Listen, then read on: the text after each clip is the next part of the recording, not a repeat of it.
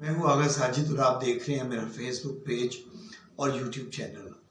ناظرین، چند سال پہلے ہمیں یاد ہے کہ ایک ایسا شخص آیا جس نے قوم کو سبز باغ اور سنہرے خواب دکھائے۔ 1 کروڑ نوکریاں، 50 لاکھ گھر، سبز پاسپورٹ کی عزت، کارخانوں کا جال، بہتر تعلیمی طبی سہولیات، سستا فوری انصاف، حقوق کی فراہمی، صحافیوں کے خواتین کے حقوق کی فراہمی، سائیکل پر دفتر جانے کا اعلان، وزیر اعظم ہاؤس کو لائبریری بنا دوں گا، 4 وزیر رکھوں گا، کسی کرپٹ کو کابینہ میں نہیں لوں گا، 90 دن میں کرپشن ختم کر دوں گا، ایک دھیلے کا نہ فائدہ اٹھاؤں گا نہ اٹھانے دوں گا، عدلیہ آزاد ہوگی، کسی پر جیلی مقدمہ کسی بھی تھانے میں نہیں بنے گا، عام شہری کی عزت ہوگی، پاکستان عالمی دنیا میں لیڈنگ کردار ادا کرے گا، مہنگائی، غربت، بے روزگاری ختم کر دوں گا، باہر سے لوگ روزگار کے لیے یہاں آئیں گے، سی پیک کشمیر اور ایٹمی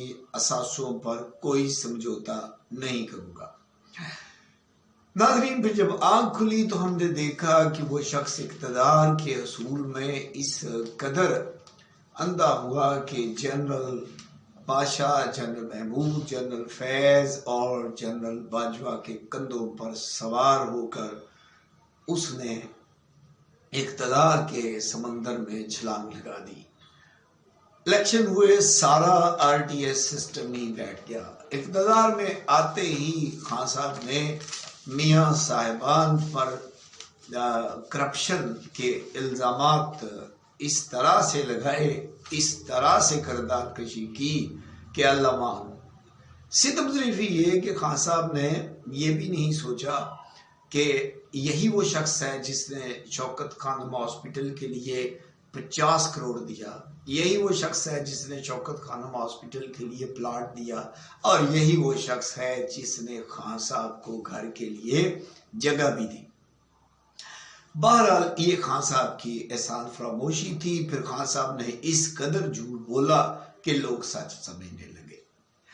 اپنے بیانیے کو سچ ثابت کرنے کے لیے لوگوں کو پھر جیلوں میں ٹھونسا، ملک بدر کیا، جسمانی ذہنی تشدد کیا، کسی کی ماں بہن بیٹی کو نہیں چھوڑا۔ میاں صاحب کی بیٹی ملاقات کے لیے آئی، اسے گرفتار کر لیا، اس کے باتھ روم تک میں کیمرے لگا دیے۔ چاند رات کو ہاسپٹل سے آصف زرداری کی بہن فریال تالپور کو اٹھا لیا۔ میاں برادران کے ساتھ تو کچھ زیادہ ہی ظلم و ستم کی داستانیں رقم ہوئی، سارے خاندان کو جیل میں ڈال دیا۔ یہی نہیں بلکہ ساری پارٹی کے لیڈرز کو پکڑ لیا، کاروبار تباہ کر دیا، جائیدادیں نیلام کر دی، جاتی عمرہ کی پراپرٹی کو بھی نوٹس بھیج دیا، ورکرز کی زبان بندی کی گئی، جو بولتا تھا اسے اٹھا لیتے تھے، کرائے کے تانگے مانگے یہ ٹٹو پارلیمنٹ میں ننگی گالیاں دیتے رہے، ورکرز کو تھانوں میں الٹا لٹکا کر مارا پیٹا گیا، پرچے کٹوائے گئے، رہنماؤں کی کردار کشی کے لیے ٹائیگر فورس کو پیچھے لگا دیا گیا، میڈیا پر پابندی لگا دی، صحافیوں کو جرائم پیشہ لفافہ صحافی کہا جانے لگا، خواتین صحافیوں کے خلاف وہ گندی لچر زبان استعمال ہوئی جو پاکستان کی تاریخ میں پہلے کبھی نہ ہوئی، پھر گندی متنازع ویڈیوز کو بنیاد بنا کر ججوں کو بلیک میل کیا گیا، چیئرمین نیب بیچارے کو نہیں چھوڑا گیا، ان سے اپنی مرضی کے فیصلے کروائے گئے، جعلی سزائیں دی گئیں، لوگوں کو والدین کے جنازے نہیں پڑھنے دیے گئے، تھانوں میں چن کر پھر انہوں نے اپنے یوتھیے آفیسر لگائے جنہوں نے لوگوں پر جعلی پرچوں کی وہ تاریخ رقم کر دی کہ آپ اس کی مثال پاکستان کی تاریخ میں نہیں دے سکتے۔ پاکستانی پاسپورٹ کی جو عزت کی بات کرتے تھے وہ بدترین 191 نمبر پر جا پہنچا، تعلیمی حالت کی بہتری کی جو بات کرتے تھے وہ نظام تعلیم ایتھوپیا سے بھی نیچے گر گیا، فوری انصاف کی بات کرتے تھے، عدلیہ بدترین 134ویں نمبر پر آ گئی، اور مراعات میں دنیا میں کہ پہلے 10 ممالک میں آ گئی، ہماری پولیس بدترین ٹاپ 10 ممالک میں شامل ہو گئی۔ یعنی پولیس کرپشن میں ہم دنیا کے ٹاپ 10 ممالک میں آ گئے۔ تجارتی خسارہ 25 ارب ڈالر تک جا پہنچا۔ 50 لاکھ گھر کیا دینے تھے، پہلے سے موجود لوگوں کے گھر ہم نے گرانے شروع کر دیے۔ 1 کروڑ نوکریاں تو دور کی بات، 10 لاکھ میں نوکریاں بکنے لگی۔ بلوچستان میں 70% لوگ غربت کی لکیر سے نیچے زندگی بسر کرنے لگے۔ دہشت گردی عروج پر پہنچ گئی۔ 40,000 مزید طالبان کو KPK میں بسانے کا پروگرام بن گیا۔ 76% مائیں ریسرچ کے مطابق، تحقیق کے مطابق غربت کا شکار ہو گئیں۔ لوگ ذہنی امراض کا شکار ہونے لگے، اور لا اینڈ آرڈر کی سچویشن یہ تھی کہ ہر روز تقریباً 8 خواتین کو اور 11 بچوں کو جنسی تشدد کا نشانہ بنایا جانے لگا۔ ٹورزم میں ہم 150ویں نمبر پر آ گئے۔ کشمیر کی حفاظت کرنے والے نے کشمیر کا سودا کر دیا۔ ڈبہ پیر کہانیاں سناتا رہا۔ سی پیک بند کر دیا گیا۔ چین ناراض ہو گیا۔ سعودی شہزادے کی گڑیاں ہم نے بیچ دی۔ سعودیہ ناراض ہو گیا۔ گلف سے تعلقات ختم ہو گئے۔ ترکی ناراض ہو گیا۔ ملیشیا ناراض ہو گیا۔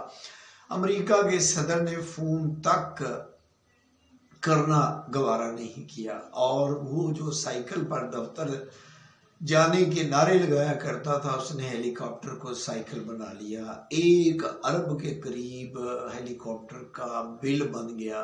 1 میگا واٹ بجلی نہ پیدا ہو سکی۔ تھانے بکنے لگے۔ ملک قرضوں میں ڈوب گیا۔ 4 وزیر رکھنے والے نے 100 کی کابینہ بنا لی۔ جنہیں ڈاکو اور قاتل کہا، انہیں کابینہ میں لے لیا۔ وزیر اعظم ہاؤس کا خرچ 2.5 ارب تک جا پہنچا۔ صدر صاحب 80 کروڑ کی چائے پی گئے۔ پروٹوکول کا خرچ سالانہ 5 ارب ڈالر تک جا پہنچا۔ میاں صاحب کی کرپشن ڈھونڈنے کے لیے براڈ شیٹ کمپنی کو 4.5 ارب روپے دیے گئے۔ نیب کو پیچھے لگا دیا گیا۔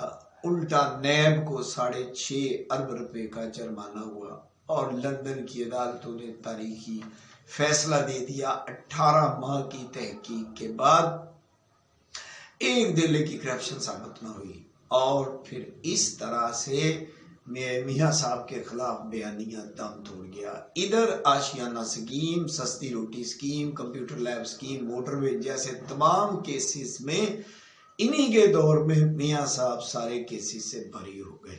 اب پٹاری میں سے انڈے، کٹے اور وچھے کے علاوہ نکلا کیا؟ فارن فنڈنگ، 190 ملین ڈالر کا فراڈ، سلائی مشینوں سے اربوں کی کمائی، توشہ خانہ، آٹا، چینی، شوگر سکینڈل، نشہ، کوکین، جعلی احتساب، BRT سکینڈل، رنگ روڈ جیسے بے شمار کرپشن کے سکینڈل منظر عام پر آئے۔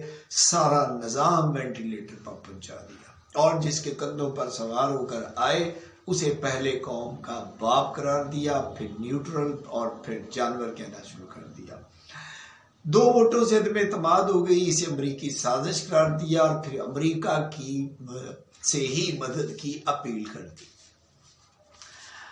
آپ دیکھیے کہ پھر جب خود ہی اسمبلیاں توڑ دی، اور پھر خود ہی بحالی کے لیے عدالتوں میں چلے گئے۔ جب بحال ہوئی تو استعفے دے دیے، پھر خود ہی نامنظوری کے لیے عدالتوں میں چلا گیا، اور جب کچھ نہ بن پایا تو پھر ریاست پر حملہ کر دیا۔ شہداء کی یادگاروں پر جتھوں کو لے کر حملہ آور ہوئے، پھر ریاست نے ڈنڈا اور لتر پکڑ لیا۔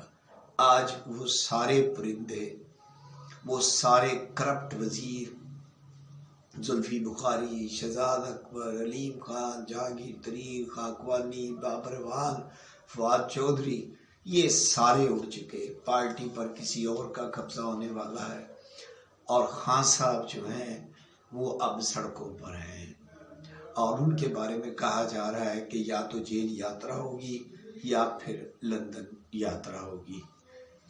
ناظرین، خان صاحب کا یہ جو سفر ہے، سیاسی سفر، میں نے اس کے بارے میں آپ سے بات کی ہے۔ میرا خیال ہے کہ آپ میری ان باتوں سے اتفاق کریں گے.